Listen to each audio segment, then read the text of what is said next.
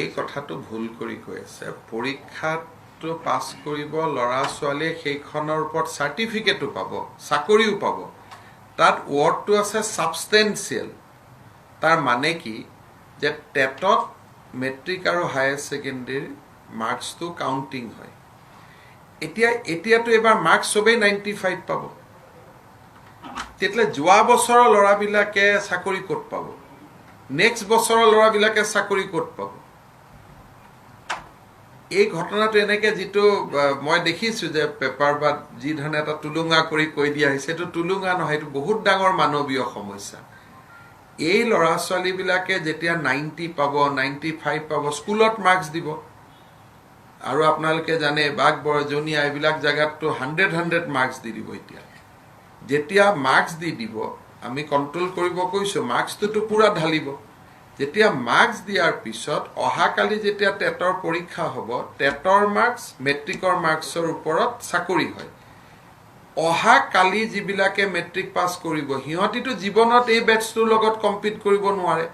বা অলৰেডি যিবিলাক ল'ৰা 40 বছৰ বয়সত আছে 39 বছৰ বয়সত আছে তেওঁলোকে বেটছটোৰ লগতটো মাৰ্কস কেতিয়াও পাব নোৱাৰে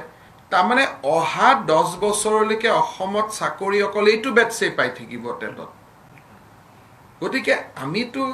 এইটো এটা মানে ইমান এটা সিৰিয়াস কথা যেটো মই আছুকু মই কৈছো যে আমি আলোচনা কৰিম এইটো এটা সিৰিয়াস সামাজিক সমস্যা তাৰ উত্তৰ এটা উলিয়াব লাগিব নহলে অসমত 4 লাখ চাকৰি অকল এই 4 লাখ লৰাই পাই থাকিব আগৰ বেটছেও কেতিয়া নাপাব পিছৰ বেটছেও কেতিয়া চাকৰি নাপাব আমাৰ যিবিলাক ডেকা লৰা আজি এমপ্লয়মেন্ট এক্সচেঞ্জৰ নাম ভৰ্তি কৰিছে টেটত অহাবাৰ টেট দিম বুলি ভাবি আছে কোনেও চাকৰি নাপাব কাৰণ এওঁলোকৰ গুটে মাৰ্কস ষ্ট্ৰীট বিলাকত 90 95 100 মাৰ্কস থাকিব 100 লৈকে মাৰ্কস থাকিব হেকানে আমি কৈছো যে আমি এওঁলোকৰ কথাও চাব লাগিব পাস কৰি থাকি নিবনুৱা হৈ থকা সকলৰ কথা চাব লাগিব অহাবাৰ জুনে পঢ়ি মেট্ৰিক দিব তেওঁলোকৰ কথাও চাব লাগিব হেকানে এইটো এটা বহুত ডাঙৰ সামাজিক সমস্যা যি ধৰণে কৈ আছে পাস কৰিব চাকৰি নাপাব সব চাকৰি পাব ৰেলত চাকৰি পাব এপিএসসিত চাকৰি পাব ইঞ্জিনিয়াৰ হ'ব পাৰিব সব পাব খালি টেটৰ ক্ষেত্ৰতে সমস্যা আছে হেকানে আমি কৈছো সাবষ্টেন্সিয়েলি যত এইখন সাৰ্টিফিকেট দৰকাৰ তেওঁলোকে কালি যদি এপিএসসি সাৰ্টিফিকেট পৰীক্ষা এইখন সাৰ্টিফিকেটত পাব কাৰণ তাত মেট্ৰিকৰ মাৰ্কসটো কাউন্টিং নহয় কালি যদি কবাত ইঞ্জিনিয়াৰিং চাকৰি কৰে এইখনৰ ওপৰত পাব অনলি পইণ্টটো আছে টেটৰ ক্ষেত্ৰত তাত কিবা এটা উপায় উলিয়াব কাৰণে এওঁলোকে যদি কোনোবাই কৰিব বিচাৰে কোনোবাই যদি ভাল উপায় দিব খুজে কাৰণ মোৰ কথাটো হ'ল যে মই দায়বদ্ধ এইটো এটাহে বেটছ পুৰণা বেটছ বিলাকৰ ল'ৰা ছোৱালী বিলাকৰ দুখবোৰ চাব নালাগিব জানো যোৱা বছৰ মেট্ৰিক পাস কৰা তাৰ আগৰ বছৰ মেট্ৰিক পাস কৰা সবেতো দেউতাক মাকৰ সবেতো লৰাই চাকৰি পাম বুলি ভাবি আছে এনেকে যদি এই বেটছটোৱে এই নম্বৰৰ ওপৰত যদি চাকৰি পায় তেলে অহা 10 বছৰ আৰু কোনো বেটছে টেটত সোমাব নোৱাৰে হেকানে কথাটো নজনাকৈ বা আমিও কবাত বুজুৱাত ভুল হোৱা কাৰণে এটো প্ৰতিক্ৰিয়া হৈছে চাকৰি নাপাব কিয় চাকৰি নাপাব engineering third grade fourth grade সব পাব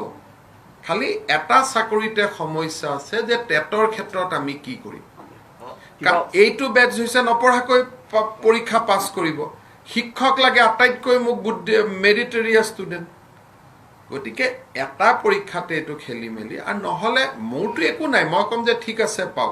কিন্তু পুৰণা বেটছৰ ল'ৰাবিলাকেটো লগে লগে হাইকোৰ্ট যাব যে আমি কি কৰিম আমাৰটো নম্বৰ মাৰ্কশিটত 60 আছে ইহঁতৰ মাৰ্কশিটত নম্বৰ 90 আছে হেকানে মই মোৰ সন্তান 5টা মইতো 5টাৰ কথা চিন্তা কৰিব লাগিব না বাকি চাকৰিত কোনো প্ৰশ্ন নাই নোটিফিকেশনখনত লিখা আছে যত সাবষ্টেন্সিয়েলি এই নম্বৰটো লাগে অসমৰ কোনো চাকৰিৰ ক্ষেত্ৰত মেট্ৰিক হায়াৰ সেকেন্ডাৰী নম্বৰ আমাক দৰকাৰ নাই